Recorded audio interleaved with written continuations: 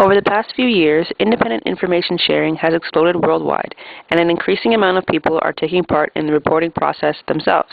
These individuals have created a unique group of reporters, citizen journalists.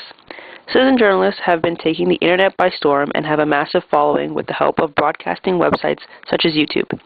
Originally, it was various information-sharing mediums like the local newspapers and television stations that would deliver the news they deemed worthy to its audience. However, in the 21st century, we are seeing an increasing amount of websites, blogs, and video blogs created by the average person on their personal computer, thus threatening the power of traditional forms of media such as newspapers and broadcasting stations. So what does this shift in information sharing mean for professional journalists? What are the issues concerning citizen journalism? And why does the general public gravitate towards this form of information sharing? Before tackling these questions, we must first get a sense of what citizen journalism truly is. According to Jay Rosen, a professor of the School of Journalism at New York University, citizen journalism is the idea that people without professional journalism training can use the tools of modern technology and global distribution of the internet to create or fact-check media on their own or in collaboration with others. This form of amateur journalism is by no means limited to capturing videos. It has spread to photos and even blogging on websites. Because of the wide variety of tools the public has at their disposal for capturing live events, such as digital cameras to video phones, the average citizen can now capture the news as it happens and distribute it globally, an act that was once carried out by established journalists and media companies. The act of video recording by citizen journalists began to appear as early as the 60s with video footage of the assassination of President John F. Kennedy and footage of police beating Rodney King in Los Angeles in the 80s, with both instances captured by citizens on the scene. Since then, the average citizen has been posting and submitting their acts of citizen journalism on the web as well as to credible news sources. For example, YouTube has extensive coverage of the 2008 U.S. presidential elections as if it were a professional broadcasting station. The political debates and speeches were posted minutes after taking place, all by people like yourselves. Society has been flocking to YouTube for breaking news in staggering numbers. But what's the attraction? Accessibility is one reason. It is the deciding factor in which most people choose websites like YouTube to get their news they want when they want. Because we live in a fast-paced world, it is the general public's instincts to log onto the internet and use websites like YouTube or Google for their information needs. The desire to want things fast and now has spread throughout our culture. We see it in the creation of more and more fast food restaurants and express lanes at grocery stores. New York University professor Jay Rosen did an internet study in 2006 and found that 73% of all internet users get their news from the internet. By being able to access specific clips and/or news segments via YouTube, the public has the ability to access and retrieve information from any source at any time with a click of a mouse. Participatory media is the second aspect as to why citizen journalists is becoming increasingly popular. The fact that anyone can become a citizen journalist has a large amount of appeal to society. It allows them to be the creator of the news, turning the idea of the news for the people, by the people, into reality. This then gives the public the opportunity to be uncensored in what they discuss and show, without their message being mediated. The idea of corporations not being able to regulate what is said and the omission of agenda setting from the equation allows the basis of freedom of speech the chance to be exercised by the public. Citizen journalism also allows the voice of the people to be recognized and heard by mainstream media outlets. Because more and more corporate companies are turning their eyes and ears to the internet to keep up with where the people are getting their information from and what is becoming an important issue to them. The quality of the information shared by citizen journalists can often be considered as unreliable content. Reliability and validity has become primary factors regarding citizen journalism. The fact that the audience does not know where the source is getting their information from reduces its credibility. At the same time, many users are inclined to trust the material they find online, particularly if it is entitled news. Through this blind trust, citizen journalists have the ability to validate content that might be inaccurate, offensive, or otherwise lack credibility. However, because the public wants their news now, the act of verifying the news is often overlooked. According to William A. Galston, author of The Internet in Public Life, He states that with newspapers and book publishers, there exist several layers of intermediaries that exist between the writer and the reader to ensure the correctness of what is written. But once these layers of intermediaries are removed, the mechanism ensuring reliability is dismantled.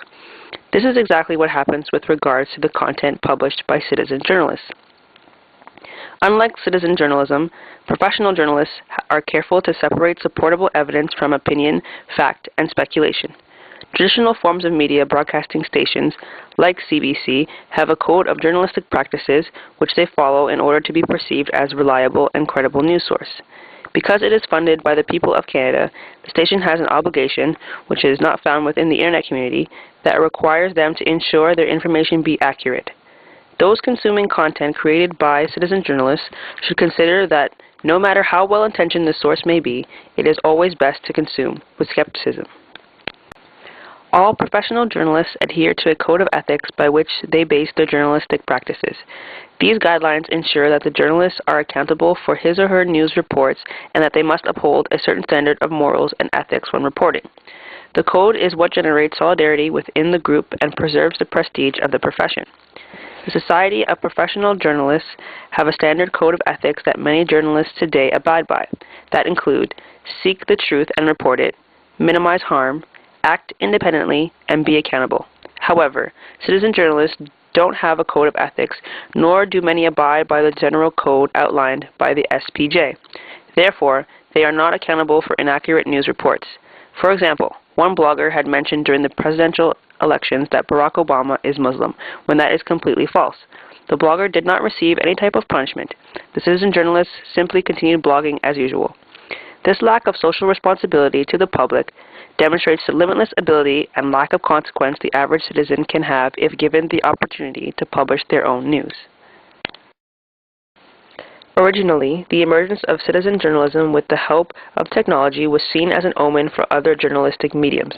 This appeared true initially when society began to question the longevity of traditional print mediums like newspapers.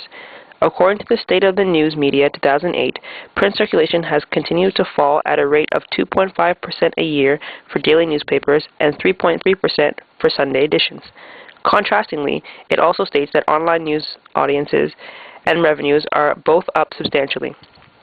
With the sudden gravitational pull towards online news and information, professional journalists are worried about the future of their positions in the media, as well as their place in the ever-changing cyberspace domain. Many of their concerns also surround what their employers think about the sudden trend. According to Tom Alderman of the Huffington Post, journalists are worried that companies would cut costs and lay off a significant amount of staff to have the possibility of increasing their information sources at no cost to them. There was also some anger from journalists who denote the term citizen journalist. They believe in order to have the title of journalist, one must go through training and learn the techniques of proper news reporting. The Dean of Columbia University and skeptic of citizen journalism, Nicholas Lemann, wrote an article for The New Yorker a year ago entitled Amateur Hour, Journalism Without Journalists, saying that he doesn't feel the blogs rise to the level of a journalistic culture rich enough to compete in a serious way with the old media.